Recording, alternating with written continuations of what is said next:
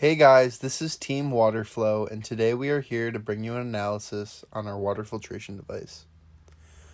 Our group worked together to accomplish one key goal: filtering clean water from hypothetical urine. This goal was broken into two major components: performance and speed. The final iteration of our project needed to improve clarity of at least 30% and needed to do so at a rate of at least 10 milliliters per minute. When starting this project, we knew we wanted to use at least 3 layers of filtering materials. Since the starting liquid was intended to mimic urine, we knew the substance must be acidic. With this in mind, we thought a good idea would be to use antacid tablets to try to counteract the acidity. Our first step was to make a mixture of sand and antacid tablets that we intended to be the first stage of filtration. However, before putting this mixture into the device, we decided to do some testing. This testing concluded that the antacid tablets actually made the water much cloudier and did not have any positive effect on filtering the liquid. With this information, we decided to scrap this idea. In our final iteration, our housing device was made up of a tube with an end cap with a hole in it and a plastic cup. We secured the tube onto the cup using wooden dowels to ensure a hands-free filtering device. We then limited the filtering materials down to only 2 different materials: activated charcoal and garnet blasting adhesive. We decided to make several layers of each material separated by cheesecloth. In total, we had 3 layers of activated charcoal and 2 layers of garnet blasting adhesive. Our most active ingredient in the device was the activated charcoal. With its high surface area and ability to filter organic impurities in a solution, we knew it would do a sufficient job in filtering the liquid. Now here's a quick video of how our device works. So this device sits into the cup, and then as a demonstration I will pour a little of the unfiltered water in. This is the dyed water.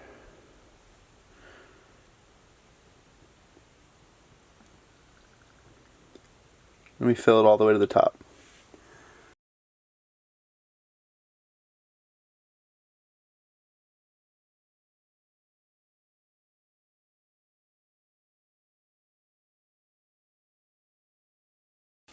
Inside is our filtered water, and now we can put it into the cuvette so we can test it in the spectrophotometer.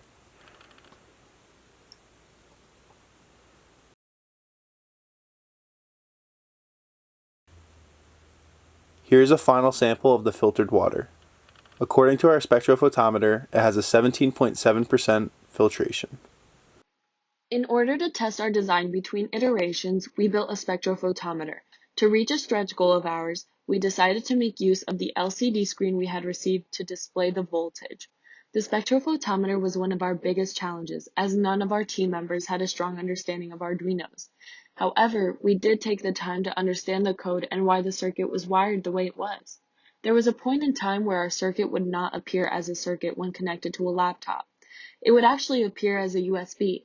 Consequently, we had to wipe the Metro M0 Express and start all over again with the circuit and update it to finally get the LCD screen working.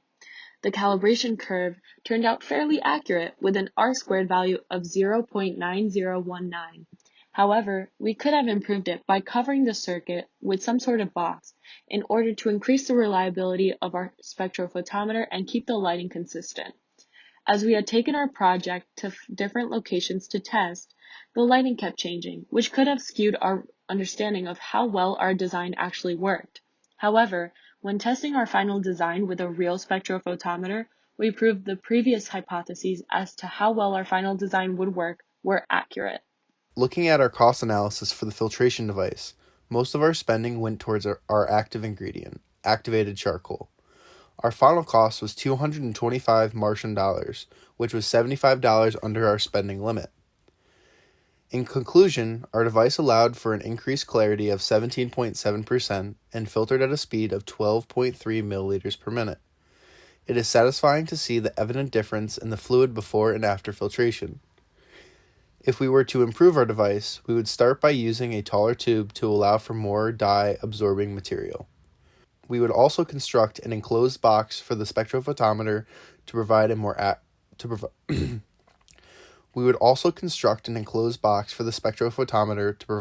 accurate measurements. Overall, we consider our device a success.